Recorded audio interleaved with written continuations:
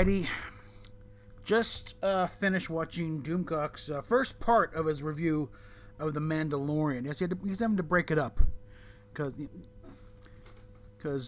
all 10 episodes and there's a lot to talk about. And long story short of this, though, he surprised himself and found he likes it. And parts he loves. And in there, I'd like to think we can maybe get a little bit of understanding regarding that other attempt to win back fans, Lower Decks. Now, stay with me here. Talking to you, Doomcock. Hear me out here. This is what I want to do in the Inquisition here. Speak for the defense here instead of being roasted on a spit there. Virtual TrekCon 2020. Mike McMahon was a guest there, and the question was brought up: why all the references? What are you trying to do here? And he has a comment here in the quote here. I wish I could get the video, but I'm not really inclined. And also, there'd be a copyright claim probably. But he said, we get a lot of people saying, wow, there's a lot of references in this show. Some people misunderstand and we think the references are funny. We don't think the references are funny. We feel like criminals that have gotten away with doing a Star Trek show. And the Lower Deckers would be huge fans of all this stuff that happens in Starfleet. They would be learning about it at the Academy. They would be reading the logs. And this show is a celebration of all Star Trek stuff for the characters in it and the audience watching it and the guys writing it. We almost feel like, oh crap, we did it. We got a Star Trek show. Let's have as much fun as possible. All these references for us, it's world building. These are animated, two-dimensional characters. How could they not be excited about Gorn? If they know everything about this ship, they would know everything about Starfleet. So yeah, that's what I've been saying along. They are trying to rebuild that bridge with the fan base. They're not a part of Kurtzman Trek. And Kurtzman's name was on this thing the same way that Kathleen Kennedy's name was on The Mandalorian. They got nothing to do with the production. They're just taking a check and told to go away. Why we can believe this with The Mandalorian and we can't believe this with Star Trek and Lower Decks, I don't know. You have to look to yourself to why certain people think that. But Midnight's Edge themselves have reported that they're trying to marginalize Kurtzman as much as possible. I think this is an example. And another thing, it was pointed out in other interviews, the first 2 or 3 episodes were what the network wanted. What CBS wanted. That's why they're kind of the weakest. And for those who gave up that early, you missed a lot at the end. It does get a little more, into character building and establishing stuff and why Mariner is the way she is. Why and like Annie Trigger said, these people are not incompetent. They are good at their jobs. They're a little wonky. These are not people you want on the Enterprise. But Ransom, for all his blowhard, working on the thing, he is a good first officer. He can step up. And you get a real big thing in episode Crisis Point, I think was that? No. It might be, yeah, I think, but the one where it's all on the holodeck. And you'll learn a lot about Mariner because Mariner is basically forced to fight herself in the holodeck environment. And just, you got to parse the lines here and there, but it's like, you've been on my ass since I was 8. Okay, something happened when she was 8. There's a lot of stuff that came out, and also the fact that, her mom and her have different last names. That kind of indicates she's a child of divorce. We never did get the Admiral's last name. He was Admiral, I'm like, but it turns out that's Admiral Mariner. Okay. And so in the divorce one, as a little kid, she was forced to live with her mom on various ships. So yeah, and Riker was Freeman's kind of mentor, and so yeah, it would make sense that she'd also know Mariner. It's like that again. You gotta look and divorce this thing completely from Kurtzman Trek. It's not a part of it. It is canon Star Trek. I mean, now, and it gets to the writing and whether or not the plots and everything. That's back to person. But for the thing, it's not Kurtzman Trek. Okay. And again, I don't go with anything that's Rick and Morty. No, Rick and Morty is very surreal. It's, the animation style is really not that Rick and Morty-ish. Okay, and I put it more Venture Brothers type thing. And I think also the last episode where you get Riker and Trey coming in the Titan. Yes, the Titan is now a canon design. It was referenced in the movie, but it was, the only way we saw it was on the book covers. Now we finally seen it on screen, and we also established that they didn't change uniforms to what we see on lower decks. No, this is a different division of Starfleet. The black and gray shouldered uniforms are still in use on the Starfleet we all know and love, where they're out there exploring strange new worlds and splitting infinitives like no infinitives been split before. So if anything, lower deck, the Cerritos and all those support ships are kind of like Starfleet's version of the Merchant Marines. Okay, different mission, different profile. Yeah, they got to be ready to encounter these strange things out there, because these things come out of nowhere sometimes, but they're not going into unknown territory, and therefore you don't have to present yourself as the best of it. You're not the representatives of this place they call the Federation no one's ever heard of. They're going to places Starfleet's already been before all the damn time. And again, whenever they wouldn't do that. People are people, okay? We may get over a lot of things. We may finally get past all the bitter, petty jealousies and other things, but there are certain things in human nature are going to stay. And when things get people are going to goof off a little bit, okay? They're going to get a little lazy, especially if they don't have to be the best, and I represent Starfleet. Yeah. Here's your pizza, But let's get a little far afield there. I think, in the same way that the Mandalorian should be embraced as a reach out from inside Lucasfilm, say, hey, there's some of us still here. Some of us still know what's what, and we're trying to get it back. Stick with us here. Lower Decks, I feel the same way. Some fans managed to get past Kurtzman's little, thing of we don't want any fans. They got past all that. And you finally have fans in charge of a Star Trek show. Encourage them. We need to embrace this show. Not just because if we don't do it, there'll be no. We need to embrace this one. Discovery can go, burn in a fire for all the care. Picard, hopefully all the insurance stuff will do the job for us, and we'll never see that crap again. And supposedly they apparently are developing stuff on Strange New Worlds. Not much we can do about that. They have the sets, and they already got the cast signed, I guess. It's a matter of, waiting for the koof to go by. But no. And I still remember something back about, Discovery's season being split, because they still couldn't figure out the ending yet. And they need more time to work on it, so they're going to split off the last bit and call it Season 4. That may be what this announcement's about. But Lower Decks is a sincere effort. Yes, we can criticize them for what they're actually doing in the show. While they're right, how they write things a little better. And now that they've already built the world and established it, you won't. Again, the references started tailing off a little bit. There weren't quite as many as there were in the initial thing. In the initial thing, you could, half the concordance was in the first 3 episodes. But they started to level off a little bit as they got their own footing and established this is our little corner of the Star Trek universe. So I think Season 2, by right, there should be a little easing up on that thing. Well, they start doing their own stuff. And they need to be encouraged. Okay, just accept, yes, this is a proper Star Trek show. Not necessarily good or bad, but it's a proper Star Trek show. Let's just start there. Okay? The callback serve a purpose. I've had a comment or two in my videos where they would have quit watching if it weren't for the references. If it weren't for all the tiebacks to say, And notice there's been no callbacks to Discovery or Picard.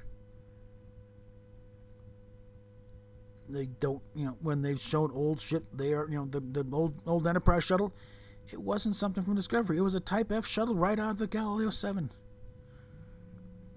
When they showed a throwback, their little, on Ransom's pad, showing Kirk and Spock, it was Kirk and Spock from the animated series, okay? They are tying back in there, and it appears that my man is, following along what I said on Twitter. I don't know if he's even seen my tweet, but I said make no connection whatsoever to Picard or Discovery. Because if you do that, you'll blow the whole deal. And so far, they're not. And I think McMahon does see our videos. He has paid attention to this stuff. Because I think a few things, like in Veritas, where they're doing the trial thing, and some of the phrases going, "Are you not Starfleet? Are you not the best of the best?" And that, no, we're not. It was a direct to those arguments that Starfleet should always be the finest of humanity and the best. And no, we're not. They screw up all the time. And going back to reference to the old series, was Kirk ready for this one? Was Picard? Did Crusher know what was up when she started boning that ghost? No. They mess up all the time. We're ready for. We're Starfleet. We're prepared to deal with this.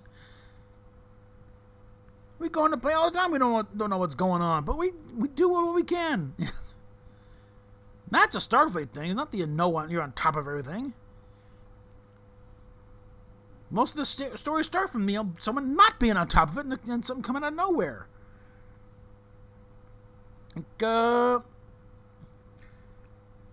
Peak Performance was the name of it. So they're doing little war games. Riker, he's got there's a handful of guys working on an old Constellation class.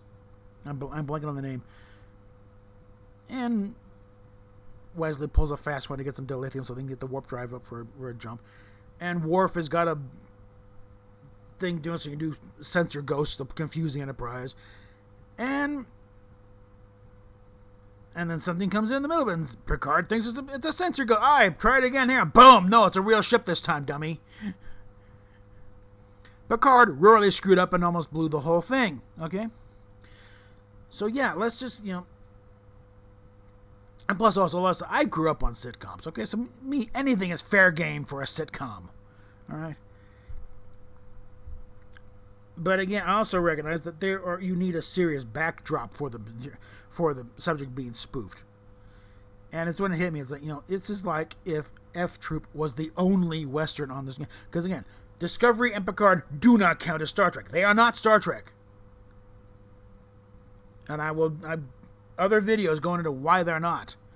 I got 2 or 3, saying how Discovery has forfeited any claim to being canon. But, again, I got my own standard. I'm not saying, it's good. No, I got certain standards of what makes a show, does it fit? Does it contradict certain items? Does it reinforce certain, canonical points here and there? Does this fit, technologically and everything else? And yeah, Lower Decks fits all the criteria I have for being, this is a proper, Star Trek show set in the Star Trek universe. Doesn't contradict a damn thing. Again, that's not going to, is it good? It has nothing to do with the quality of the script or the stories being told. It's a matter of, does it contradict anything? Does it reinforce? Does it do anything? And it fits right in. Okay.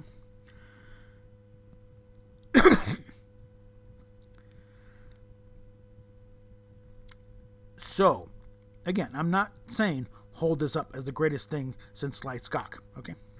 I'm saying, in the same way the Mandalorian needs to be embraced as encouraging, Lucasfilm, yes, more of this. We also need to encourage, embrace Lower Decks, as in more of this, more original mainline canonical Star Trek.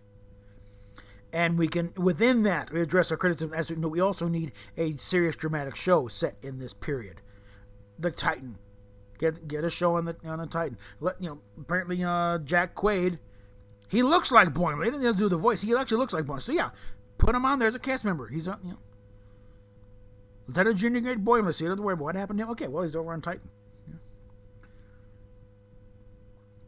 You can, get Frakes the whip into shape. You dye the beard. Okay, I'm sure he'd love that. Get all dark hair again. Marina Sirtis is probably stand to lose a few pounds. Yes, I'm being cruel because you're being a dickhead, Marina. Okay. There was no call for that slam against Kirstie Alley. And I hope West Ham wins the cup, okay? And I'm saying that as an Oxford United fan. Okay. But yeah, we need, again, there are certain things in the Mandalorian we didn't particularly care for, but we need to embrace the show in general to show Lucasfilm. Yes, we need more of this. We need to embrace Lower Decks and say yes, more of this. With these provisions here, again, address our criticisms properly. This is the old Star Trek fan writing into a fan writing to Paramount. Don't start your letter off with "Dear Fathead." Address make your points professional and serious and level-headed, and they will listen to you. But if a starter saying "You killed my father," no, you're not going to listen. They'll go straight in the delete file. So we need we're in a situation where Kurtzman is totally blowing us off. He may be listening, but he's not. He's got his own head up as far up his ass. He's looking at his appendix. Okay? And a whole crew around him doing the same damn thing. We have a show here. It's actually run by fans. They're talking about bringing back DS9. Okay? Unless they got Ira Stephen Bear and Ron Moore and Renee Severi and Robert Hewitt and the other writers involved, no. I've already done that. They do not need to go anywhere near DS9 or they will destroy it if it's Kurtzman in charge and his band of morons. We need to encourage these. Look, this is a show run by fans. They're directing it at fans. They know what the fans want. And the thing about the references, it's like, yeah, we recognize them all, and so do they. And they're not just looking it up. They're all relevant, and it's like most of these things they peel off the top of their heads, or someone is like, yeah, that was that episode, that was this thing. We need to encourage this, okay? We need to embrace this show. It is good. I mean, good as in it is proper move from within the Star Trek, fortress right now. It's like, hey, we have an inside guy, okay? Don't chop him off in the knees. We need to give him some support, okay? Encourage him to be better, We can, they tone back on the references a little bit, fanboy, okay? But more of this, more canonical Star Trek, okay? And as far as the fans at large, for Christ's sakes, get a sense of humor, okay? Lighten up. Get laid. We are, some of us are taking this way too seriously. If you can't laugh at yourself once in a while at some of the silly little idiosyncrasies of the show, then we're in bigger trouble than we thought. Got to be able to kick back and laugh at ourselves once in a while. Yes, it's a deep and meaningful show sometimes, but they had some fun too, okay? So, with that, I might do some stuff later, but for now, PayPal, Patreon down below. I should hear back about the job tomorrow. And in the meantime, I pass around this, the PayPal link especially, because we need to start getting some bucks in. And at least $3,500 to get the engine. They want to, they make sure to pay for the engine up front before they do any work.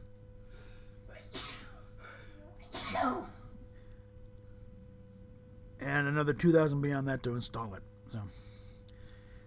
I'll probably take it back to the same place, but otherwise, the place in Arvada would be good too, because they can install an engine. It was the timing thing, the way I got down to Littleton.